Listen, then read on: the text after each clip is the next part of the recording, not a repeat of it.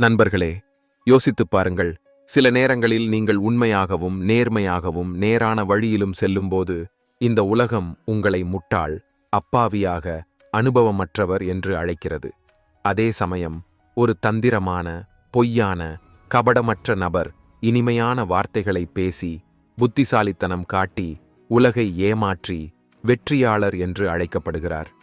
இது அநீதி இல்லையா? இது விசித்திரமானது இல்லையா? ஆனால் பொறுங்கள், ஆச்சாரியர் சாணக்கியர் கூறுகிறார், நீங்கள் உண்மையில் இந்த உலகில் எதையாவது பெரியதாகச் செய்ய விரும்பினால் முட்டாளாக இருக்க கற்றுக்கொள்ளுங்கள். ஆனால் வெளியிலிருந்து அப்பாவியாக தோன்றும் ஒரு முட்டாளாக, ஆனால் உள்ளே நெருப்பைப் போல தீவிரம் கொண்டவராக இருக்க வேண்டும். ஒரு கதை கேளுங்கள். ஒருமுறை தட்சசீலத்தின் மன்னர் சபையில் ஒரு இளைஞன் வந்தான். கிழிந்த உடைகள், உடலில் தூசி, அப்பாவியான முகம். அவரை கண்ட வீரர்கள் நகைத்து, இந்த யாசகன் இப்போது மன்னரிடம் என்ன கேட்பான் என்றார்கள். ஆனால் அடுத்த கணமே அந்த இளைஞன் முன்னேறி மன்னரின் கண்களை பார்த்து முழு சபையையும் ஸ்தம்பிக்க வைக்கும் ஒரு கேள்வியை கேட்டான். அந்த இளைஞன் வேறு யாருமல்ல, அனைவராலும் முட்டாள் என்று கருதப்பட்ட சாணக்கியரே. ஆனால் சில வியூகங்களால் உருவாக்கப்பட்ட ஒரு சிறுவன், சந்திரகுப்த மௌரியர், இந்திய தேசத்தின் முழு பேரரசரானார். எனவே நாம் என்ன கற்றுக்கொண்டோம்? உலகை வெல்ல சில நேரங்களில் உலகை முட்டாளாக்க வேண்டியிருக்கும். ஆனால் கவனியுங்கள், இந்த ஏமாற்றுதல் ஏமாற்றுவதற்காக அல்ல, மாறாக ஏமாற்றப்படுவதிலிருந்து தப்புவதற்காகும். நீங்கள் உங்களை சற்று பலவீனமானவராகவும் அப்பாவியாகவும் காட்டும்போது நீங்கள் எதிராளியின் நகர்வை எடை போட முடியும். நீங்கள் அமைதியாக இருக்கும்போது மக்கள் உங்களை கவனிக்காமல் இருப்பார்கள். ஆனால் நீங்கள் தாக்கும்போது அவர்களின் ஆச்சரியமும் உங்கள் வெற்றியும் பூரணமடைகின்றன. இன்று உலகில் அனைவரும் புத்திசாலியாக இருக்க போட்டி போடும் இடத்தில் முட்டாளாக இருப்பது முட்டாள்தனமா, அல்லது அதுவே உண்மையான தந்திரமா? எல்லாவற்றையும் தெரிந்தவர் அனைத்தையும் சொல்லிவிடுவதில்லை என்று உங்களுக்கு தோன்றவில்லையா? உண்மையான புத்திசாலிக்கு எதுவும் தெரியாதது போல் காட்டிக்கொள்கிறார். ஏனென்றால் சாணக்கியர் கூறுகிறார், நீங்கள் யாரை முட்டாள் என்று நினைக்கிறீர்களோ ஒருவேளை அவர் உங்களை புரிந்து கொண்டிருக்கலாம். அதனால்தான் இன்று நாம் ஒரு பயணத்தை தொடங்குகிறோம். அங்கு முட்டாளாகத் தோன்றி இந்த உலகை வெல்வது எப்படி என்று உங்களுக்குச் சொல்லும் சாணக்கிய நீதியின் பக்கங்களை புரட்டுவோம். இந்த அத்தியாயம், இந்த எண்ணங்கள் வெறும் புத்தகங்களிலிருந்து வந்தவை அல்ல, மாறாக வாழ்க்கையின் உண்மைகளிலிருந்து வந்தவை. இங்கே உபதேசம் இல்லை, சாணக்கியர் தன் வாழ்வில் அனுபவித்த, வார்த்தைகளில் கோர்த்த, இன்று நாம் புக் வெல்த்தடில் உங்களுக்கு முன்வைக்கும் அனுபவங்கள் மட்டுமே உள்ளன. உங்கள் பழைய சிந்தனையை உடைக்கத் தயாராகுங்கள். உண்மை எப்போதும் வெல்லும் என்ற மயக்கத்தில் இருந்து வெளியே வர தயாராகுங்கள். சில சமயங்களில் உண்மையை மறைப்பதே அதற்கான மிகப்பெரிய பாதுகாப்பாக இருக்கும். சில சமயங்களில் முட்டாளாக மாறுவதே புத்திசாலித்தனமாகும். சில சமயங்களில் உலகை ஏமாற்றுவதே அதை உண்மையிலிருந்து காப்பாற்றுவதாகும். முட்டாளாக இருங்கள், உலகை ஏமாற்றுங்கள். இது ஒரு வாக்கியம் மட்டுமல்ல, இது ஒரு தத்துவம். இந்த தத்துவம் என்ன சொல்கிறது என்றால், இந்த உலகை வெல்ல வேண்டுமென்றால் அதன் மொழியிலேயே அதை தோற்கடிக்க வேண்டும். ஆனால் நினைவில் கொள்ளுங்கள், ஏமாற்றுங்கள், ஆனால் நேர்மையாக. தந்திரம் செய்யுங்கள், ஆனால் நோக்கம் புனிதமாக இருக்க வேண்டும். சாணக்கியரைப் போல முட்டாளாக இருங்கள். இந்த அற்புதமான தொடரை தொடங்குவோம். இங்கு ஒவ்வொரு வார்த்தையும், ஒவ்வொரு கதையும், ஒவ்வொரு நீதியும் உங்கள் சிந்தனையை உலுக்கும். புக் வெல்த்தடின் இந்த தனித்துவமான பயணத்தில் இணையுங்கள்.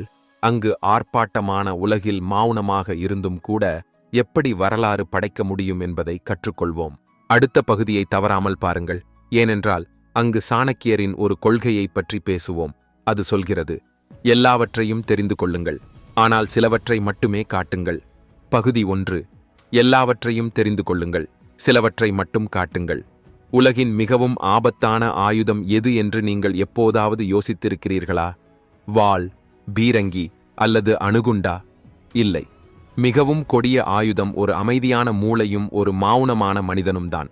ஏனென்றால் ஒருவர் பேசாமல் இருக்கும்போது எதிராளியால் நம் மனதில் என்ன ஓடுகிறது என்பதை தீர்மானிக்க முடிவதில்லை. அங்கிருந்துதான் சாணக்கியரின் உண்மையான வியூகம் தொடங்குகிறது. இன்று நாம் வரலாற்றால் மூடப்பட்டு எதிர்காலம் வரை யாராலும் திறக்கப்படாத அறிவின் கதவுகளை திறக்கிறோம். இன்று நாம் பார்ப்பதற்குச் சிறியதாகத் தோன்றும், ஆனால் அதன் பின்னால் உள்ள சிந்தனை உலகையே முழங்காலிட வைக்கக்கூடிய ஒரு கொள்கையை பற்றி பேசுவோம். எல்லாவற்றையும் தெரிந்து கொள்ளுங்கள், ஆனால் சிலவற்றை மட்டுமே காட்டுங்கள். யோசித்துப் பாருங்கள். நீங்கள் உங்கள் முழு பலத்தையும் சிந்தனையையும் திட்டத்தையும் எதிராளிக்கு காட்டினால் அவனுக்கு தயாராக முழு வாய்ப்பு கிடைக்கும். நீங்கள் எப்போது தாக்குவீர்கள், எப்படி தாக்குவீர்கள், எங்கே தாக்குவீர்கள் என்று அவன் தெரிந்து கொள்வான். ஆனால் நீங்கள் அறிந்தவராக இருந்தும் அமைதியாக இருந்தால் எதிராளி குழப்பத்தில் இருப்பான். நீங்கள் அவனை விட அதிகமாக அறிவீர்கள் என்று அவன் பயப்படுவான். உங்கள் அமைதி அவனுக்கு ஒரு புயலாக மாறுமோ என்று அஞ்சுவான். சாணக்கியர் கூறுகிறார், கடவுள் வாய் பேச முடியாதவனுக்கும் வார்த்தைகளை கொடுக்கிறார், முடவனையும் மலை ஏறச் செய்கிறார். ஆனால் சாணக்கியர் மேலும் கூறுகிறார், பேசத் தெரிந்தவன் எப்போது பேச வேண்டும், எப்போது பேசக்கூடாது என்பதை தீர்மானிக்கிறான். அதாவது மௌனமும் ஒரு ஆயுதமாகும், அதற்கும் மேலாக ஒரு தந்திரமாகும். உலகின் மிகச்சிறந்த வியூகவாதிகளில் ஒருவரான வின்ஸ்டன் சர்ச்சில் ஒருமுறை கூறினார், துணிச்சல் என்பது எழுந்து நின்று பேசுவதாகும். துணிச்சல் என்பது உட்கார்ந்து கேட்பதற்கும் தேவை. பல நேரங்களில் அமைதியாக இருப்பதே மிகப்பெரிய துணிச்சலாகும். இதையே சாணக்கியர் பல ஆயிரம் ஆண்டுகளுக்கு முன்பே சொல்லியிருந்தார். இப்போது யோசித்துப் பாருங்கள். நீங்கள் ஒரு விவாதத்தில் ஈடுபடாமல் இருக்கும்போது எல்லாவற்றையும் கேட்கிறீர்கள், ஆனால் எதுவும் பேசவில்லை எனும்போது மக்கள் உங்களை ஒன்று பலவீனமானவர் என்று கருதுவார்கள் அல்லது முட்டாள் என்று கருதுவார்கள். ஆனால் இங்கேதான் உங்கள் உண்மையான விளையாட்டு தொடங்குகிறது. நீங்கள் எதிராளியின் ஒவ்வொரு பலவீனத்தையும், ஒவ்வொரு பொய்யையும், ஒவ்வொரு பயத்தையும் பார்த்து கொண்டிருக்கிறீர்கள். சரியான நேரம் வரும்போது நீங்கள் ஒரே வாக்கியத்தில் அவனது முழு உலகையும் அசைத்து விடுவீர்கள். சாணக்கியரின் மிகப்பெரிய பலம் அவரது மௌன வியூகம். அவர் மன்னர்களின் அரசவையில் கூட எதுவும் பேசாமல் புன்னகை மட்டுமே செய்தார். அவரது கண்களில் பயமில்லை, மாறாக ஊகிக்க முடியாத தன்மை இருந்தது. இந்த மனிதன் என்ன யோசிக்கிறான், என்ன திட்டம் போடுகிறான் என்று மன்னர் நினைப்பார். இந்த அறியப்படாத பயம்தான் மன்னரை சாணக்கியருக்கு முன் பலவீனப்படுத்தியது. இன்று உலகில் அனைவரும் சமூக ஊடகங்களில் எல்லாவற்றையும் சத்தமிட்டுக் கொண்டிருக்கும்போது நீங்கள் மௌனமாக இருந்தால் நீங்கள் என்னவாகிறீர்கள்? ஒரு ரகசியம், ஒரு கேள்வி, ஒரு சவால். உலகிற்கு அதிகம் பயம் யாரை பார்த்து? யாரை புரிந்து கொள்ள முடியாதோ அவரைத்தான். சாணக்கியர் கூறுகிறார், நீங்கள் புத்திசாலி என்றால் உங்கள் அறிவை காட்டுதல் செய்யாதீர்கள். உலகை குழப்பத்தில் வையுங்கள். சரியான நேரம் வரும்போது ஒரே அடியில் அதன் வேர்களை அசைத்து விடுங்கள். எல்லாவற்றையும் அறிந்திருந்தும் எத்தனை முறை நீங்கள் மௌனமாக இருக்கத் தேர்ந்தெடுத்தீர்கள்? நீங்கள் பலவீனமானவரா? இல்லை, நீங்கள் வியூகம் வகுத்தவர். நீங்கள் சாணக்கியரின் கொள்கையின்படி செயல்பட்டீர்கள். எல்லாவற்றையும் அறிந்து கொள், சிலவற்றை மட்டும் காட்டு. இந்த கொள்கையில் மறைந்திருப்பது மனிதனின் சுயக்கட்டுப்பாடு, மற்றவர்களின் உளவியல் புரிதல் மற்றும் மிக முக்கியமாக சரியான நேரத்தில் சரியான தாக்குதலைச் செய்யும் கலை.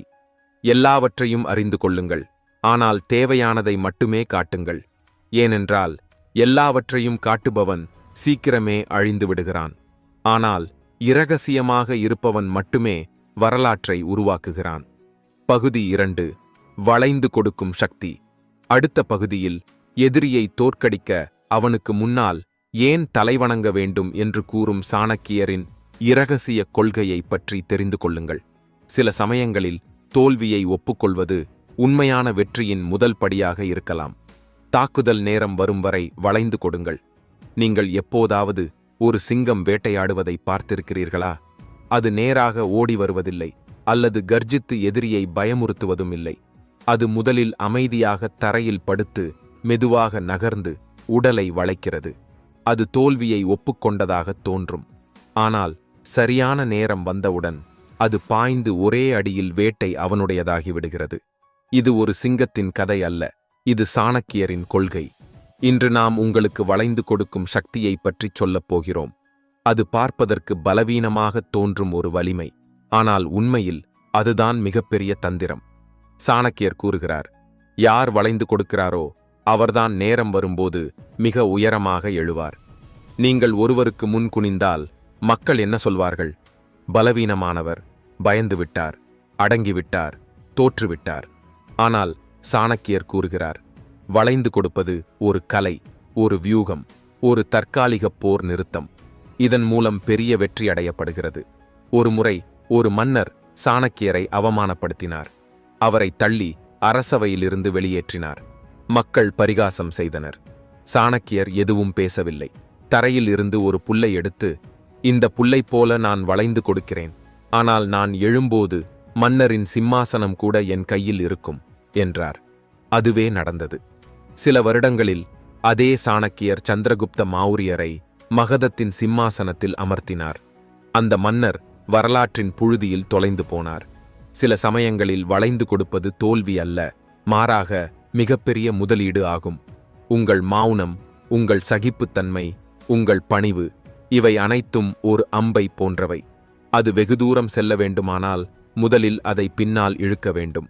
சாணக்கிய நீதி கூறுகிறது, நீங்கள் எதிரியை உடனடியாக வெல்ல முடியாவிட்டால் அவனது பலத்தை அறிந்து கொள்ளுங்கள், அவனது நகர்வுகளை அடையாளம் காணுங்கள். தாக்குவதற்கான நேரம் வரும் வரை வளைந்து இருங்கள். இந்த கொள்கை போரில் மட்டுமல்ல, வணிகம், அரசியல், உறவுகள் மற்றும் அன்றாட வாழ்க்கையிலும் பொருந்தும். இன்றைய உலகில் யாரும் வளைந்து கொடுக்க விரும்புவதில்லை. வளைந்து கொடுப்பது என்றால் என்ன? வாய்ப்புக்காக காத்திருப்பது, உங்கள் அகங்காரத்தை கட்டுப்படுத்துவது, எதிராளியின் பலத்தை சோதிப்பது மற்றும் சரியான நேரத்திற்காக உங்களை தயார்படுத்துவது. வரலாற்றை படைப்பவர்கள் இதைத்தான் செய்கிறார்கள். வளைந்து கொடுங்கள், ஆனால் உடைந்து போகாதீர்கள். உங்கள் பலத்தை எதிரி புரிந்து கொள்ளாதபடி வளைந்து கொடுங்கள். நீங்கள் தாக்கும்போது அது தீர்க்கமானதாக இருக்க வேண்டும் என்பதற்காக வளைந்து கொடுங்கள். அடுத்த முறை யாராவது உங்களை தாழ்த்தி, கோபப்படவோ, பதிலளிக்கவோ, சண்டையிடவோ கட்டாயப்படுத்தினால் ஒரே ஒரு விஷயத்தை நினைவில் கொள்ளுங்கள். வளைந்து கொடுப்பது உங்கள் தந்திரம், உங்கள் பலம், உங்கள் உண்மையான ஆயுதம். பகுதி 3. எதிரியை நண்பனாக்குங்கள். அடுத்த பகுதியில் எதிரியை முடிவுக்கு கொண்டு வர மிகச்சரியான வழி அவனை உங்கள் நண்பனாக்கிக் கொள்வதுதான் என்று உங்களுக்குச் சொல்வோம். ஏனென்றால் சாணக்கியர் கூறுகிறார், எதிரியை தோற்கடிப்பது கடினம் என்றால் நீ அவனுடைய நண்பன் என்று அவனை குழப்புங்கள். அங்கிருந்துதான் அவனது தோல்வியின் எண்ணிக்கை தொடங்கி. எதிரியை நண்பனாக்குங்கள், அப்போது அவன்தானே சிதறிப்போவான். உலகில் எதிரிகளுக்கு குறைவில்லை. சிலர் அவமானப்படுத்துகிறார்கள், சிலர் முட்களை இடுகிறார்கள், சிலர் புன்னகையுடன் முதுகில் குத்துகிறார்கள். அப்போது மனம் பதிலடி கொடுக்க, அழிக்க, பழிவாங்கச் சொல்கிறது. ஆனால் இதுதான் புத்திசாலித்தனமா? இல்லை. சாணக்கியர் கூறுகிறார், எதிரியை அவனது சொந்த தந்திரங்களில் சிக்கித் தவிக்கும்படி ஒரு நண்பராக மாற்றுவதே மிகவும் புத்திசாலித்தனமான வழி. நீங்கள் ஒருவரை நேரடியாக தாக்கினால் அவனும் எச்சரிக்கையாகிவிடுவான். தனது எல்லா ஆயுதங்களையும் எடுத்து வந்து ஒவ்வொரு தாக்குதலுக்கும் தயாராக இருப்பான். ஆனால் அதே எதிரியுடன் நீங்கள் புன்னகையுடன் கை குலுக்கினால் அவன், ஒருவேளை இவன் இப்போது என் எதிரி இல்லையோ என்று நினைக்கத் தொடங்குவான். அவன் நிம்மதியடையும் போது உங்கள் உண்மையான வெற்றி அங்கேயே தொடங்குகிறது. சாணக்கியர் ஒருமுறை கூறினார், உங்கள் எதிரி மிகவும் சக்தி வாய்ந்தவராக இருந்தால் நீங்கள் அவரது நண்பர் என்ற மயக்கத்தை அவனுக்கு கொடுங்கள். அவன் எச்சரிக்கையாக இருக்காதபடி அவனது சிந்தனையை பலவீனப்படுத்துங்கள். இறுதியில் அவன்தானே வீழ்வான். மகதத்தின் சக்கரவர்த்தி தனநந்தர் சாணக்கியரை அவமானப்படுத்திய போது சாணக்கியர் திரும்பிச் சென்று அவரது எதிரிகளுடன் நட்பு கொள்ள ஆரம்பித்தார். மன்னர்களை தனநந்தருக்கு எதிராக திருப்பினார். மக்களிடையே நம்பிக்கையை ஏற்படுத்தினார். சந்திரகுப்தரை ஆட்சி அதிகாரத்தின் சின்னமாக மாற்றி மகதத்தின் மீது படையெடுக்க வைத்து முழு ஆட்சியையும் மாற்றினார். சாணக்கியர் யுத்தம் செய்யவில்லை. சாணக்கியர் நம்பிக்கை மற்றும் நட்பின் முகமூடியை அணிந்து எதிரியை பலவீனப்படுத்தினார். உங்களை தாழ்த்தி பேசுபவர், பொறாமைப்படுபவர், உங்களுக்கு எதிராக சதி செய்பவர் ஆகியோரை பார்த்து நீங்கள் புன்னகையுடன் நண்பர் என்று சொன்னால் அவன் சங்கடப்படுகிறான். அவனது அனைத்து வெறுப்பும் தடுமாறுகிறது. அவன் குழப்பமடைய ஆரம்பிக்கிறான். அவன் குழப்பமடையும் போது நீங்கள் பாதி வெற்றியை அங்கேயே அடைந்து விட்டீர்கள். சாணக்கிய நீதி கூறுகிறது, எதிரியை ஆயுதங்களால் தோற்கடிப்பது எளிது, ஆனால் அவனை மனதளவில் தோற்கடிப்பதே உண்மையான புத்திசாலித்தனம். நட்பின் மயக்கமே மிகப்பெரிய ஆயுதம். நீங்கள் எதிராளியை தோற்கடிப்பதில்லை, மாறாக அவனையே தோற்கடிக்கச் செய்கிறீர்கள். உண்மையான வலிமை கோபத்திலோ பழிவாங்கலிலோ இல்லை, மாறாக அந்த அமைதியில்தான் உள்ளது. பகுதி 4. தோற்கடிக்கப்படுங்கள், பிறகு வெல்லுங்கள். அடுத்த பகுதியில் சாணக்கியரின் மிகவும் மர்மமான கொள்கையை பற்றி தெரிந்து கொள்ளுங்கள். தோல்வி நெருங்கினால் நீங்களே அழிந்து போங்கள். அப்பொழுது உலகம் நீங்கள் தோற்றுவிட்டீர்கள் என்று நினைக்கும். அங்கிருந்துதான் உங்கள் மிகப்பெரிய வெற்றி தொடங்கும். எதிரி நீங்கள் முடிந்துவிட்டீர்கள் என்று நினைக்கும்படி சில சமயங்களில் உங்களை நீங்களே கீழே தள்ள வேண்டியிருக்கிறது. அப்போது நீங்கள் மீண்டு வருவீர்கள். நெருப்பிலிருந்து எழும் ஃபீனிக்ஸ் போல சொந்த தோல்வியிலிருந்து மிகப்பெரிய வெற்றி பிறக்கிறது. கீழே விழுங்கள். எதிரி நீங்கள் முடிந்துவிட்டீர்கள் என்று நினைக்கட்டும். அவன் மிகவும் பலவீனமாக இருக்கும்போது உங்கள் மிகப்பெரிய மீள்வருகையை செய்யுங்கள். இது சாணக்கியரின் மிகவும் ஆழமான, மர்மமான மற்றும் கொடிய கொள்கை. உங்களை தோற்றவராக காட்டுங்கள். அப்போது உண்மையான போரில் யாரும் உங்களை எதிர்த்து போட்டியிட முடியாது. எதிரி நீங்கள் முடிந்துவிட்டீர்கள் என்று நினைக்கும்போது அவன் அலட்சியமாகி விடுவான். அவனது வாள் தளர்ந்து போகிறது. அதே தருணத்தில் நீங்கள் புதிய தீயுடனும் புதிய வியூகத்துடனும் ஒரு புதிய வடிவத்திலும் எழுகிறீர்கள். சாணக்கியர் கூறுகிறார், நீங்கள் தோற்றுவிட்டீர்கள் என்று எதிரி நம்பும்படி சில சமயங்களில் உங்களை நீங்களே உடைத்துக் கொள்ளுங்கள். ஆனால் உள்ளுக்குள் ஒரு சுடர் எரிந்து கொண்டே இருக்க வேண்டும். அது சரியான நேரத்தில் கொழுந்துவிட்டு எரிய வேண்டும். சாணக்கியர் தன்னை அவமானப்படுத்திய போது அவர் உடனடியாக பழிவாங்கச் செல்லவில்லை. அவர் வேண்டுமென்றே தன்னை கீழே தள்ளினார், மறைத்தார், அழித்தார். அந்தச் சாம்பலில் இருந்துதான் சந்திரகுப்த மௌரியர் இந்தியாவின் பேரரசராக உருவெடுத்தார். உண்மையான வீரர் ஒவ்வொரு முனையிலும் வெற்றி பெறுபவன் அல்ல. உண்மையான வீரர் தோல்வியை ஏற்றுக்கொண்டு அதை ஆயுதமாக்கி பிறகு அதன் மீது நின்று வரலாற்றை படைப்பவனே. சில நேரங்களில் சொந்தத் தோல்வியே உங்கள் மிகப்பெரிய வியூகம். நீங்கள் விழுந்தால் மற்றவர்களிடமிருந்து கற்கிறீர்கள். நீங்கள் தோற்றால் உங்களை ஆழமாக புரிந்து கொள்கிறீர்கள். நீங்கள் உடையும்போது நீங்கள் மெருகூட்டப்படுகிறீர்கள். நீங்கள் ஒரு சாணக்கிய நீதியின் பகுதியாக இருந்தீர்கள். நீங்கள் உங்களை நீங்களே கீழே தள்ளினீர்கள். நீங்கள் எழும்போது முழு உலகமும் உற்று நோக்கும்படி எழ வேண்டும் என்பதற்காக. இதுவே மறுபிறப்புக் கொள்கை. ஃபீனிக்ஸ் போல எரியுங்கள், புதிய தீயிலிருந்து பிறக்க சாணக்கியரின் தத்துவம் சொல்கிறது. உண்மையான வீரன் எப்போதும் நின்று கொண்டிருப்பவன் அல்ல. மாறாக தானே விழுந்த பிறகு மீண்டும் தன்னை உருவாக்கிக் கொள்பவன். பகுதி 5. நிழல் கொள்கை. நீங்கள் நேராகச் சண்டையிட முடியாதபோது உங்களுக்காக வெற்றி பெறுபவர்களையும் எதிரி அடையாளம் காண முடியாதவர்களையும் சண்டையிட வையுங்கள். உங்கள் இருப்பு இருட்டில் இருக்கும்போது உங்கள் நிழல் கூட எதிரியை காயப்படுத்த முடியும். வெளிச்சத்தில் நடக்கும் சண்டையை அனைவரும் பார்க்கிறார்கள். ஆனால் உண்மையான வீரன் சத்தமில்லாமல், பெயரில்லாமல், முகமில்லாமல் இருட்டில் சண்டையிடுகிறான். சாணக்கியரின் கடைசி மற்றும் மிகவும் இரகசியமான கொள்கை நிழல் கொள்கை. இதில் நீங்கள் நேராக வருவதில்லை, ஆனால் உங்கள் தாக்கம் எல்லா திசைகளிலும் பரவுகிறது. நீங்கள் பேசுவதில்லை, ஆனால் உங்கள் வார்த்தைகள் எதிரொலிக்கின்றன. நீங்கள் தெரிவதில்லை, ஆனால் உங்கள் பெயர் எதிரிகளின் தூக்கத்தை கலைக்கிறது. இன்று நாம் இறுதி அத்தியாயத்தில் நுழைந்துள்ளோம். இங்கு சாணக்கியர் நமக்கு கற்றுக் கொடுப்பது எப்படி உங்களை பின்னால் வைத்துக்கொண்டும் நீங்கள் அனைவரிலும் முன்னால் இருக்க முடியும் என்பதுதான். ஒவ்வொரு போரிலும் உங்கள் பெயர் இருக்க வேண்டுமா? ஒவ்வொரு வெற்றியிலும் உங்கள் முகம் இருக்க வேண்டுமா? புத்திசாலி அவர் அல்ல, யார் ஜெயித்து தன்னை காட்டிக்கொள்பவர். புத்திசாலி அவர், யார் மற்றவர்களை வெற்றி பெறச் செய்து தன்னை இருட்டில் வைத்துக் கொள்பவர். சந்திரகுப்தர் சிம்மாசனத்தில் அமர்ந்தபோது அவருடைய வெற்றிக்குப் பின்னர் இருந்த நிழல் சாணக்கியர் என்பது சிலருக்கே தெரியும். சாணக்கியர் சிம்மாசனத்தை கேட்கவில்லை, மரியாதையை விரும்பவில்லை. அவர் ஒரே ஒரு விஷயத்தை தேர்ந்தெடுத்தார், நிழலாக மாறுவது. இந்த நிழல்தான் எதிரிகளின் தூக்கத்தை கெடுத்தது. நிழல் கொள்கை என்றால் என்ன? நீங்கள் பெயரை கூறாமல் முடிவுகளை தீர்மானிக்கிறீர்கள். நீங்கள் வேறொருவரின் வெற்றிக்குள் மறைந்திருக்கிறீர்கள். ஆனால் உண்மையான விளையாட்டை நீங்கள்தான் ஆடுகிறீர்கள். சாணக்கிய நீதி கூறுகிறது, உங்கள் பெயர் அழிந்து போனாலும் உங்கள் சிந்தனைகள் அழியாமல் இருந்தால் நீங்கள் வரலாற்றை எழுதியுள்ளீர்கள் என்று அர்த்தம். எதிரியை விட நீங்கள் வேகமாக இருக்க விரும்பினால் நீங்கள் இல்லை என்று அவனுக்கு காட்டுங்கள். அவனது கண்களில் இருந்து மறைந்திருங்கள். சாணக்கியர் அந்த அனாமதேய அழியாமையின் மிகப்பெரிய உதாரணம். நீங்கள் சாணக்கியராக மாற விரும்பினால் நிழலாக இருக்க கற்றுக்கொள்ளுங்கள். சத்தம் போடாதீர்கள், தாக்கத்தை ஏற்படுத்துங்கள். சண்டையிடாதீர்கள், திசையை காட்டுங்கள். பெயர் கேட்காதீர்கள், வரலாற்றை படைக்க வேண்டும். உண்மையான பலம் அதிகம் பேசுபவரிடம் இல்லை, அமைதியாக எல்லோரையும் இயக்கும் அந்த நிழலில்தான் இருக்கிறது. இந்த மூலத்தொடரிலும் நாம் கற்றுக்கொண்டது: 1. முட்டாளாக இருங்கள், அதனால் உலகை ஏமாற்ற முடியும். 2. எல்லாவற்றையும் அறிந்து கொள்ளுங்கள், ஆனால் சிலவற்றை மட்டுமே காட்டுங்கள். 3. தாக்குவதற்கான நேரம் வரும் வரை வளைந்து கொடுங்கள். 4. எதிரியை நண்பனாக்குங்கள், அப்போது அவன்தானே சிதறிப்போவான். 5. தோற்கடிக்கப்படுங்கள், அதனால் மிகப்பெரிய வெற்றிக்கு இடம் கிடைக்கும். 6. கடைசியில் உங்களை நீங்களே நிழலாக மாற்றிக்கொள்ளுங்கள். ஞானமே உண்மையான சக்தி, அங்கு ஒவ்வொரு கொள்கையும் ஒரு அஸ்திரமாகும்.